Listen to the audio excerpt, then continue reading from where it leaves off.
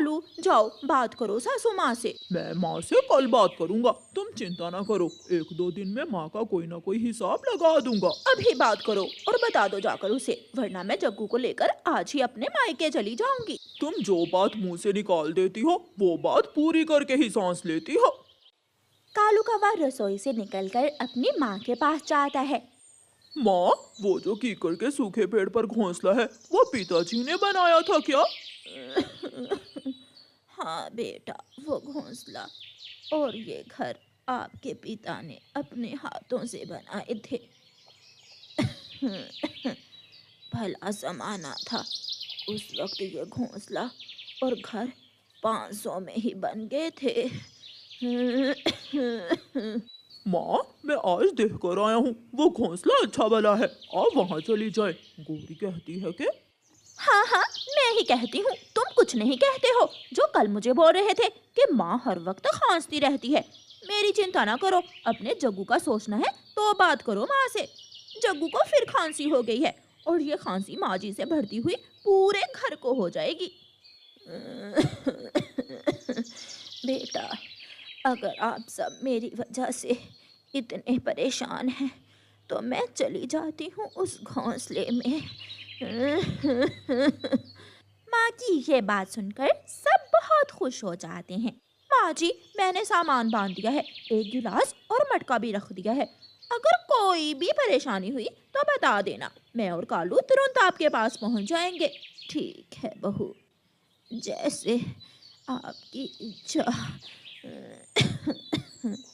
कालू कौवा अपनी माँ का सामान उठाता है और माँ को साथ लेकर घर से निकलता है। घोंसले के पास जाकर सामान रखने के बाद कालू माँ से कहता है, माँ, मैं ये टूटे हुए तिनके अभी बदल देता हूँ। फिर कौवा अपनी चोंच से तिनकों को ठीक करता है।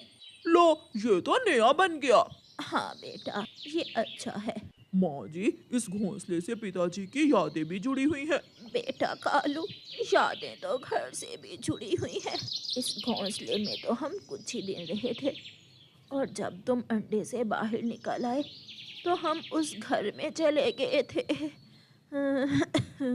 माँ, अब मैं चलता हूँ, ये पानी पड़ा है और दाना भी, मैं कल लाऊंगा।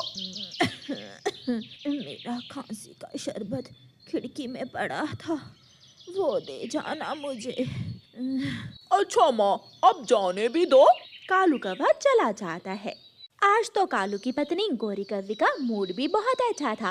वो बहुत प्यार से कालू से कहती है, मेरे सुंदर पति जी, चले, आज धूप है, हम अपने जग्गू को झरने पर घुमा लाते हैं। जाऊंगा जाऊंगा, मैं झरने पर जरूर जाऊंगा, बहुत मजा आएगा।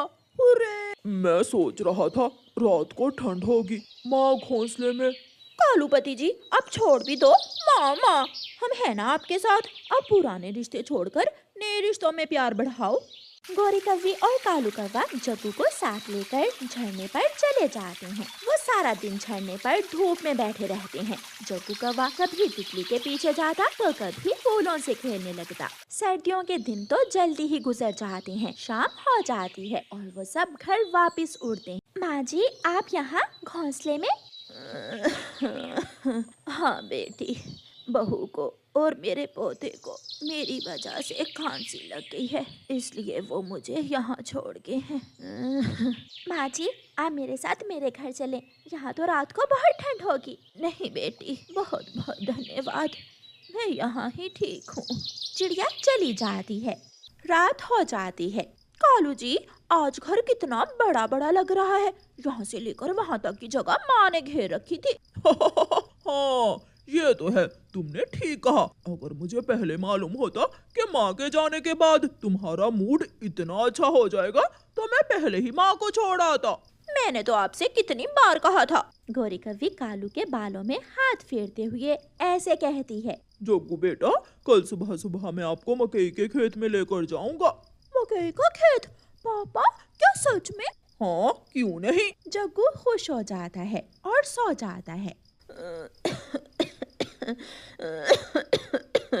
मेरा कालू भी भूल जाता है, मैंने कहा भी था कि मेरी खांसी का शरबत दे जाना, फिर भूल गया।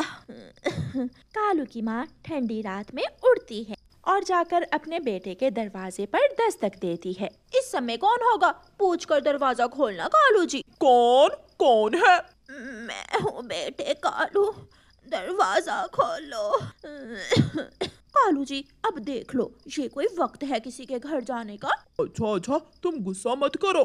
कालू बाहर जाता है। माँ, अभी अभी गौरी और जग्गू सोए हैं और आपने शोर मचा दिया। तुम भी तो भूल जाते हो, मेरी खांसी का शरबत दो लाकर मुझे। अगर कोई और चीज है तो वो भी बता दें। ठंड बहुत लग रही है बेटा, अगर कोई गर्म चादर पड़ी है घर में तो वो भी ला दो। कालू घर में जाता है। यहाँ माँ का खांसी का शरबत पड़ा था। कालू जी, सासू माँ की सारी पुरानी दवाइयाँ मैंने उठाकर बाहर फेंक दी थी। माँ जी से कहो बड़े पेड़ के पास जाकर देख ले। कोई पुरानी चादर पड़ी है? माँ मांग रही है। एक ही थी, वो मैंने जग्गू के घोंसले में बिछा दी है। अच्छा, अब आहिस्ता बोलो। मैंने माँ से कहा है कि तुम और जग्गू सो रहे हो। कालू कौवा बाहर जाता है। माँ, गौरी ने पुरानी दवाइयाँ बड़े पेड़ के पास फेंक दी हैं, वहाँ से जाकर उठा लो। और कालू बेटा, गरम चादर नहीं मिली क्या? माँ, अब सोने भी दे, जग्गू और गौरी की नींद खराब हो रही है। माँ कवि बेचारी चुपचाप वहाँ से चली जाती है। आधी रात हो जाती है, ठंड बढ़ जाती है और आसमान से हल्की हल्की बर्फ गिरने लगती है। कालू बेटा, मुझे ठंड लग रही है। कालू बेटा, मुझे घर ले जाओ। जब माँ कवि से ठंड बर्दाश्त नहीं होती तो वो उठती है और एक बार फिर से अपने बेटे के पास जाती है और दरवाजे पर दस्तक देती है। कालू जी, अब अगर माँ हुई तो दरवाजा मत खोलना। कालू कौवा दरवाजे के सुराख में से देखता है। गौरी, बाहर माँ खड़ी है। ये बुढ़िया आज रात सोने नहीं देगी। आहिस्ता बोलो और चुप करके लेट जाओ। एक दो बार दस्तक देने के बाद माँ चली जाएगी। कालू बेटा, दरवाजा खोलो, मैं ठंड से मर जाऊंगी। थक हार कर कालू कौवे की माँ वापस चली जाती है और घोंसले में जाकर लेट जाती है। बूढ़ी माँ की सांसें रुक रही थी और अब उसे ठंड भी कम लगने लगी थी। अब बूढ़ी माँ में ठंड महसूस करने की जान ही नहीं बची थी। वो अपनी आंखें बंद करती है और उसे हमेशा हमेशा के लिए ठंड से मुक्ति मिल जाती है। बर्फ गिर रही थी और बूढ़ी कवि माँ के पंख आहिस्ता आहिस्ता सफेद हो जाते हैं। सुबह हो जाती है। कालू कौवा दरवाजा खोलता है और घर से निकलता है। बाहर तो बहुत ठंड है, शायद रात बर्फ गिरी है। माँ न जाने किस हाल में होगी। कालू कौवा उड़ता है और अपनी माँ के पास जाता है तो उसकी माँ बर्फ से जमी हुई थी, वो मर चुकी थी। माँ उठो माँ, मुझसे बात करो। कालू कौवे की आंखों में आंसू थे जो उसकी मरी हुई माँ के ऊपर गिर रहे थे। उसकी आंखों के सामने उसका बचपन था, जब उसकी माँ उसे हवा में उठा उठा कर खिलाया करती थी। कालू कौवा रो रहा था, लेकिन अब उसके रोने का कोई फायदा नहीं था। ये तो समय बताएगा कि कल कालू के साथ उसकी संतान क्या करती है, क्योंकि सुना तो यही है, पक्षी जो बोते हैं वही काटते हैं। प्यारे दोस्तों, अगर कहानी अच्छी लगे तो लाइक और शेयर करना बिल्कुल मत भूलना। आपका धन्यवाद। कुछ पक्षी दिन में सोते रहते हैं और जैसे ही रात होती है वो निकल जाते हैं जंगल में आवारागर्दी करने, जैसे उल्लू। जैसे ही रात होती वो दुष्ट उल्लू जंगल में निकल जाते और जंगल से भोजन इकट्ठा करना शुरू कर देते। इस पेड़ से सारे फल तोड़ लेते हैं और अपनी गुफा में जमा कर लेते हैं। और मैं चावल के दाने भी गुफा में छोड़ आया हूँ। शाबाश छोटे, अगर ऐसे ही हम रात को भोजन जमा करते रहे तो वो दिन दूर नहीं जब दूसरे सारे पक्षी भूख के कारण ये जंगल छोड़कर चले जाएंगे और फिर हम अकेले ही इस जंगल में राज करेंगे। राज। फिर वो दोनों उल्लू उस पेड़ से फल तोड़ना शुरू करते हैं। सुबह हो जाती है। रात के जाते ही उल्लू अपनी गुफा में जाकर सो जाते हैं। जंगल के दूसरे पक्षी भी अपना दाना पानी ढूंढने निकलते हैं। कबूतर भैया, मैंने खुद देखा, कल इस पेड़ पर बहुत सारे फल थे, मगर एक ही रात में ये पेड़ खाली हो गया है। ऐसा कैसे हो सकता है? कौन खा सकता है ये फल एक ही रात में? मेरे घर के पास चावल के पौधे हैं, वो भी बहुत तेजी से कम हो रहे हैं। ऐसे लग रहा है कोई भोजन खा नहीं रहा, बल्कि भोजन चुरा चुरा कर जमा कर रहा है।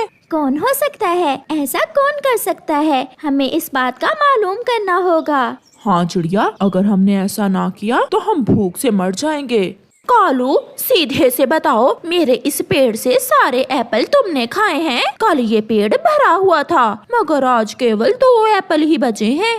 कसम ले लो गोरी, मुझे पता है ये पेड़ तुम्हारा है। मैंने आज तक इस पेड़ से एक भी एप्पल नहीं खाया। वो कौन है? फिर वो कौन है जो मेरे पेड़ से एप्पल तोड़ तोड़ कर खा रहा होगा? शायद मोटी चोंच वाला मिट्ठू होगा। मैं अभी पूछती हूँ उसे। नहीं नहीं गोरी, मुझे न मारना, मैंने तुम्हारे पेड़ से एक भी एप्पल नहीं चुराया। सुन लो मोटी चोंच वाले मिट्ठू, अगर तुम मुझे मेरे पेड़ के आसपास से गुजरते भी नजर आए तो छोड़ूंगी नहीं मैं तुम्हें। कोई और है गोरी, चिड़िया का पेड़ भी खाली है और मेरे चावल का खेत भी किसी ने खाली कर दिया है। जो भी है, हमें उसे पकड़ना होगा। रात फिर से हो जाती है, दिन के सोए हुए उल्लू भी उठ जाते हैं। छोटे उठो उठो छोटे, रात हो गई है, अपना काम शुरू करें। छोटा उल्लू भी उठ जाता है। कौवे का पेड़ भी खाली हो गया और चिड़िया का पेड़ भी। अब हमें जंगल से दाना चोरी करना होगा। इसका मतलब दूसरे पक्षियों को ना मिलेंगे फल और ना मिलेगा दाना। तो फिर चलो। वो गुफा से निकलते हैं, वो जंगल में जाते हैं। वो सारी रात जंगल से भोजन लाते और अपनी गुफा में रहकर फिर से चले जाते। वो ऐसा बार बार करते। ऐसे वो ढेर सारा भोजन अपनी गुफा में जमा कर लेते हैं। बड़े, अब दिन होने वाला है, मुझे बहुत नींद आ रही है, चलो सोते हैं। ऐसे दिन की रोशनी होने से पहले पहले वो दोनों उल्लू फिर से सो जाते हैं। सुबह भी हो जाती है। मिट्ठू को कुछ खाने को नहीं मिल रहा था। कबूतर भी भूखा बैठा हुआ था। गोरी कौवी का भी भूख से बुरा हाल था। वो चिड़िया की तरफ जाती है।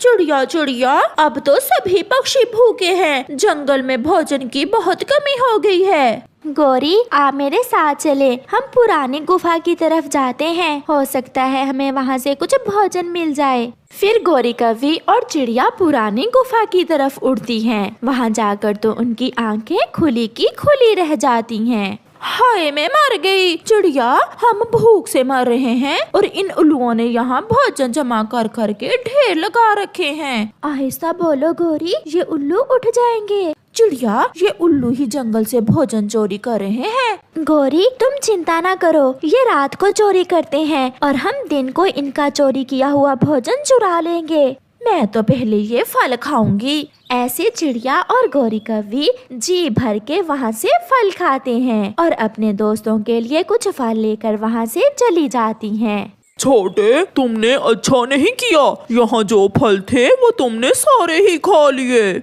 मुझे उल्लू ना बनाओ बड़े, मैं तो पहले ही उल्लू हूँ। ये फल तुमने खाए हैं, तुमने खाए हैं, तुमने खाए हैं। फिर उनमें लड़ाई शुरू होती है और वो दोनों एक दूसरे को खूब मारते हैं। बड़े, मैं सच कह रहा हूँ, मैंने वो फल नहीं खाए।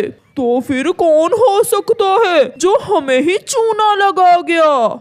रात थी, इसलिए वो दोनों उल्लू फिर से जंगल से भोजन चोरी करने निकलते हैं। वो इधर उधर उड़ते हैं, मगर उन्हें कहीं भी कोई चीज नजर नहीं आती। छोटे, लगता है अब जंगल खाली हो गया है। अब भूख से मरते पक्षी यहाँ से चले जाएंगे और फिर इस जंगल में हम राज करेंगे। ऐसे वो दुष्ट उल्लू दिन के समय फिर से जाकर अपनी गुफा में सो जाते हैं। मगर आज दूसरे पक्षियों ने भी सलाह बना रखी थी। वो सब इकट्ठे होकर गुफा की तरफ जाते हैं। उल्लू सोए हुए थे। वो आहिस्ता आहिस्ता वहाँ से भोजन उठाना शुरू करते हैं और ला ला कर गोरी कौवी के घर जमा करना शुरू करते हैं। थोड़ी ही देर में पक्षी उल्लू का चुराया हुआ सारा भोजन उठाकर ले जाते हैं। गोरी बहन, अब चले, अगर उल्लू उठ गए तो उन्हें पता चल जाएगा। सब पक्षी वहाँ से चले जाते हैं। रात हो जाती है। वो उल्लू जैसे ही उठते हैं तो अपनी गुफा में भोजन ना देखकर हैरान हो जाते हैं। छोटे, सच बता दो, अगर सारा भोजन तुमने खाया है तो मैं तुम्हें छोड़ दूंगा। वाह जी वाह, जब मैं सो जाता हूँ तो भोजन खुद खाकर नाम लगा देते हो मेरा। चोर कहीं के, तुम ऐसा करते हो। वो फिर से आपस में लड़ते हैं और लड़ते लड़ते वो दोनों उल्लू वहीं मर जाते हैं। ऐसे पक्षियों ने अपनी बुद्धि से उन उल्लुओं को हरा दिया। प्यारे दोस्तों, इस कहानी से हमें सीख मिलती है, कोई भी मुश्किल हो मिलजुल कर उपाय निकालने से मुश्किल दूर हो जाती है। आपका धन्यवाद।